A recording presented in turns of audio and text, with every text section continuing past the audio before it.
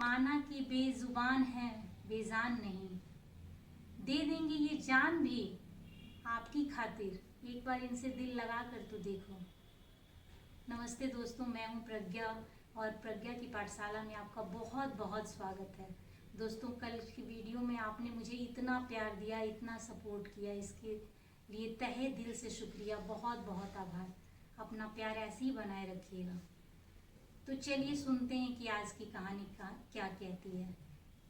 आज की कहानी का शीर्षक है मेहमान की वापसी। बहुत गर्मी की छुट्टियां शुरू हो चुकी थी। रोज की तरह राहुल शाम को खेलकर जब घर वापस लौट तो उसकी नजर सामने बरामदे में बैठे एक बहुत बड़े अल्सेशियन डॉग की तरफ पड़ी, जो देखने में बिल्कुल शेर की तरह लग रहा था। अब तो उसके पैर काहे को आगे बढ़े, अब तो वो वहीं थम गया और जोर की आवाज लगाई, जो अक्सर बच्चे मुसीबत के समय में मुंह से निकालते हैं, मम्मी। उसकी आवाज सुनकर मम्मी घर से बाहर आई। उनके पीछे पीछे उसके पिता और वर्मा अंकल और आंटी भी थे। अंकल ने जब राहुल को ऐसे सहमा हुआ सा और डरा हुआ सा देखा तो उन्होंने बड़े प्यार से राहुल को अपने पास बुलाया और बोला, बेटा क्यों डर रहे हो, ये तो बहुत ही प्यारा बच्चा है, ये तो किसी को काटता भी नहीं है, आओ आओ मैं इससे आपकी दोस्ती कराता हूँ। और उन्होंने बड़े प्यार से राहुल को अपने पास बुला लिया। राहुल जब उनके पास पहुंचा तो उन्होंने उस डॉग से कहा कि कम कम ऑली, से कहते राहुल। उनकी आवाज को सुनते ही उसने तुरंत अपना दाहिना पंजा उठाया। राहुल तो की सांसें तो डर से फूल रही थी, लेकिन उन मेहमानों के सामने उसकी बेइज्जती ना हो जाए, इसकी वजह से उसने भी अपने हाथ को आगे बढ़ाया। तब वो वर्मा अंकल ने कहा, देखो हो गई ना दोस्ती, अब ये पूरी गर्मी की छुट्टियां आपके साथ ही रहेगा, क्योंकि हम संभवतः 1 महीने के लिए विदेश जा रहे हैं पिताजी के इलाज के लिए। और फिर इस तरह की कुछ औपचारिक बातें राहुल के माता पिता से उनकी हुई और फिर वे लोग विदा ले लिए। अब इधर राहुल के दिमाग में वो वर्मा अंकल की बातें गूंज रही थी कि अब क्या होगा, अब तो मेरी छुट्टियों का सत्यानाश ही हो गया, अब ये पूरे 1 महीने हमारे साथ रहेगा तो मैं क्या ही मजे कर पाऊंगा। अब तो ये पूरे दिन घर में घूमेगा तो मेरे दोस्तों का आना जाना भी बंद और मेरा भी बाहर निकलना बंद। अब तो हो गया सारा सत्यानाश। ऐसा सोचता हुआ जब वो घर के अंदर गया तो उसे पता चला कि एक वही नहीं नाराज है इस ऑली के आने से, बल्कि उसकी माताजी भी बहुत नाराज हैं। उसकी मम्मी को उसके पापा समझा रहे थे कि अरे भाई उनकी कोई मजबूरी है तभी तो वो यहाँ उसको छोड़ गए, नहीं तो ये तो उसे एक पल के लिए भी अपने से दूर नहीं करते हैं। और इस मुसीबत की घड़ी में जब अब मैं अपने दोस्त के काम नहीं आऊंगा तो फिर मेरे दोस्त होने का फायदा ही क्या। इस तरह की बातें हो रही थी। इस बीच रात हो गई। राहुल के पिता ने सोचा कि चलो अब ऑली को खाना खिला दिया जाए। वो दूध और रोटी का कटोरा लेकर बरामदे में गए। वो उन्होंने ऑली को खाना खिलाना चाहा, लेकिन ऑली तो खाने की तरफ नजर उठा के भी नहीं देखा। उन्होंने बहुत प्रयास किया कि इसे खाना खिला दूं, लेकिन ना, ऑली तो खाने का नाम ही ना ले। वह तो एक निवाला तक मुंह में नहीं डाला। बहुत प्रयास करने के बाद भी जब ऑली ने खाना नहीं खाया तब राहुल के पिता ने अनमने ढंग से कहा कि चलो, जब इसे भूख लगेगी तो खुद ही खा लेगा। फिर वे घर के अंदर चले गए। इस बीच राहुल सब देख रहा था। राहुल की तो बहुत इच्छा थी कि ऑली खाना खाकर ही सोए, लेकिन वह भी क्या करता, वह भी चुपचाप पिता के पीछे चला गया। रात तो हो ही चुकी थी तो सब फिर सोने की तैयारी करने लगे। बत्तियां बुझा दी गईं, सब अपने अपने कमरे में जाकर बेड पर सो गए। सो क्या गया, सब बेड पर पड़ गए। राहुल को तो नींद भी नहीं आ रही थी, वह ऑली के बारे में ही सोच रहा था। तब तक एक करुण आवाज ऑली की रोने की सुनाई दी। राहुल के पिता ने जैसी वो आवाज सुनी, वह यह कहकर उठ खड़े हुए कि लगता है अकेला बोर हो रहा है। और वे झट से जाकर दरवाजा खोले और वे ओली को लेकर बाहर थोड़ी देर घुमाने के लिए चले गए। थोड़ी देर घुमाने के बाद वे पुनः ओली को वहीं बिठाकर फिर कमरे में आकर सो गए। इस बीच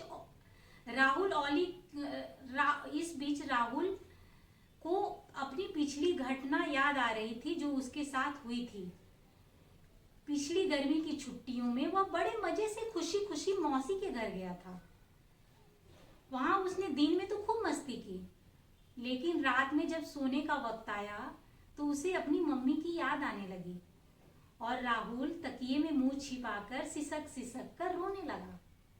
यह सुन उसकी मौसी उसके पास आई और उसे गले से लगा लिया। उन्होंने उसे थपकी देकर बड़े प्यार से बहुत देर तक उसे सुलाती रही।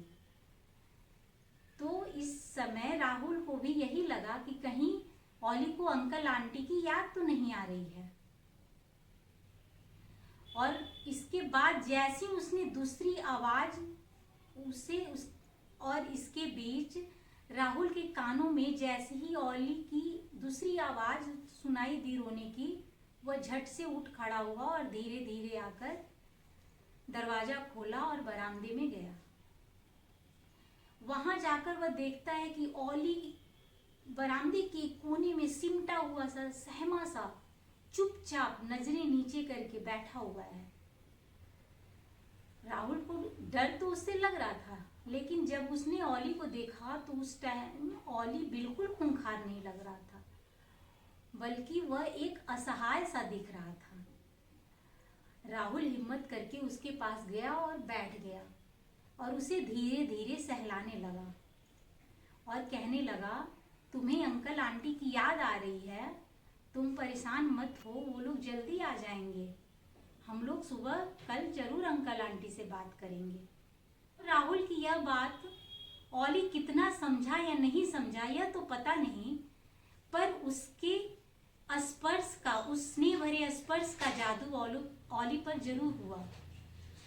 ओली ने उस दूध और रोटी के भरे कटोरे को अपने मुंह से लगा लिया और वह धीरे धीरे खाना खाने लगा। यह देखकर राहुल को बहुत खुशी हुई और वह तब तक वहां से नहीं उठा जब तक कि ओली ने पूरा खाना नहीं खा लिया। इसके बाद राहुल सोने चला गया, लेकिन उसे नींद में भी वह पूरी घटना उसके आंखों के सामने चल रही थी और राहुल यही सोच रहा था कि आज उसने बहुत बड़ा काम कर दिया है। सुबह हुई, राहुल दौड़ता हुआ ओली के पास गया और बोला, गुड मॉर्निंग ओली। ओली ने अपने दोनों पंजे उठाकर उसका अभिवादन किया। यह देखकर राहुल को बहुत खुशी हुई और वह सोचने लगा कि अरे यह तो बहुत ही अच्छा है, यह तो बहुत ही प्यारा है, यह तो बिल्कुल खूंखार नहीं है और यह तो मेरा सच में सच्चा दोस्त है। फिर दोनों की गहरी दोस्ती हो गई कि दोनों एक दूसरे के बिना रह ही नहीं पा रहे थे। अब तो राहुल का हर काम ओली के साथ ही होता था। वह शाम को खेलने भी जाता तो ओली को साथ लेके जाता। अब राहुल के सारे फ्रेंड्स ओली के फ्रेंड्स बन गए थे। इस बीच कब 1 महीने बीत गए और छुट्टियां खत्म हो गई, पता ही नहीं चला। एक दिन राहुल जब कोचिंग से घर वापस लौटा शाम को, तो वह ओली को नहीं पाया। ओली की जो जगह थी वह बिल्कुल साफ सुथरी दिख रही थी, लेकिन वहां सन्नाटा पसरा था। राहुल जाकर अपनी मम्मी से पूछा, मम्मी ओली कहाँ है? उसकी मम्मी ने बताया कि ओली तो दोपहर में ही चला गया, वर्मा अंकल और आंटी आकर उसे ले गए। यह सुनकर राहुल सन्न सा रह गया। वह चुपचाप बैठ गया और बहुत दुखी हो गया। वह कुछ नहीं बोला। शाम को जब उसकी मम्मी रोज की तरह उसके लिए नाश्ता का प्लेट लेकर आई तो उसने नाश्ते की प्लेट को खिसका दिया। वह ओली के बारे में ही सोच रहा था। तब तक दफ्तर से राहुल के पिताजी आ गए और राहुल की मम्मी ने ओली की बातें उसके पिता से बतानी शुरू की कि कैसे वर्मा साहब और उनकी पत्नी को देखकर ऑली खुश हुआ था। ऐसा लग रहा था जैसे ऑली को जीवन भर की खुशी मिल गई हो। तब राहुल के पिताजी ने कहा कि जानवर ऐसे ही होते हैं, ये बहुत वफादार होते हैं, इन्हें प्यार दो तो ये अपनी जान छिड़कते हैं। यह पिता की यह बात तो जैसे राहुल को तीर सी लगी। वह सोचने लगा कि काहे का वफादार, इतना प्यार तो किया था उसे, अपना खेलना खाना पीना दोस्त साथी सब भूल गया था उसके लिए, लेकिन उसने तो मुझे एक बार भी याद नहीं किया, मुझे मेरे आने का वेट तक नहीं किया और मुझसे बिना मिले ही चला गया। यही सोचकर वो बहुत दुखी हो रहा था। तब तक रात हुई, डिनर का टाइम आया, सब खाना खाने बैठे। राहुल भी खाने की तरफ देखा। राहुल को वो खाना तो जहर लग रहा था, लेकिन फिर भी वह खाने की कोशिश करने लगा कि मैं क्यों भूखा रहूं उसके लिए, वह तो वहां जाकर मजे कर रहा होगा, उसे तो मेरी एक बार भी याद नहीं आई। अभी यह सब सोच ही रहा था कि बहुत तेज हॉर्न सुनाई दी और किसी ने दरवाजे पर आकर दस्तक दी। सबकी नजरें घड़ी की तरफ गई। समय 10:30 हो रहा था। उसके पिता ने कहा कि इस वक्त कौन आया होगा, और उन्होंने खड़े होकर दरवाजा खोला। सामने वर्मा साहब खड़े थे और उन्होंने राहुल के पिता से कहा कि माफ करना भाई साहब, बेवक्त आपको तब तकलीफ दी।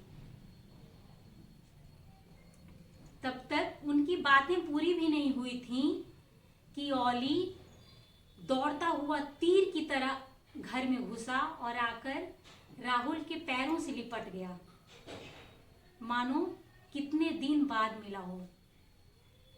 राहुल की सारी शिकायतें दूर हो गईं। तो दोस्तों, यह थी आज की कहानी, और इस कहानी से मैं यही बताना चाहती हूँ कि स्नेह और आनंद की भावना प्रेम है। जब इन जानवरों को, पशु पक्षियों को हम प्रेम देते हैं, स्नेह देते हैं, प्यार देते हैं, तो वे हमारे इतने निकट आ जाते हैं कि वे जब हमसे बिछड़ते हैं, हमसे दूर जाते हैं, तो ऐसा लगता है जैसे हमने किसी अपने को खो दिया, किसी अपने से दूर हो गए। तो दोस्तों, यह कहानी आपको कैसी लगी आप कमेंट सेक्शन में ज़रूर बताना, और अगर आपको मेरी ये कहानियाँ अच्छी लगती हों तो आप चैनल को ज़रूर सब्सक्राइब करना और मुझे ऐसे ही प्यार देना। तब तक के लिए आप अपना ख्याल रखिए, अपनों का ख्याल रखिए। Goodbye, take care.